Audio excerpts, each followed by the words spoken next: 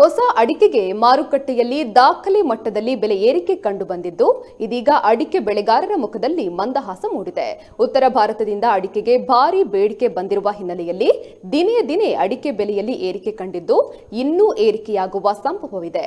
ಸದ್ಯ ಸಹಕಾರಿ ಸಂಸ್ಥೆ ಕ್ಯಾಂಪ್ಕೋ ಹಾಗೂ ಖಾಸಗಿ ವಲಯದಲ್ಲಿ ಅಡಿಕೆ ಖರೀದಿಗೆ ಭಾರೀ ಪೈಪೋಟಿ ಆರಂಭವಾಗಿದ್ದು, ಒಂದೇ ತಿಂಗಳ ಅವಧಿಯಲ್ಲಿ ಹೊಸ ಅಡಿಕೆ ಹಾಗೂ ಹಳೆ ಅಡಿಕೆಗೆ ₹60 ದಾಖಲೆ ಮಟ್ಟದಲ್ಲಿ ಏರಿಕೆಯಾಗಿದೆ.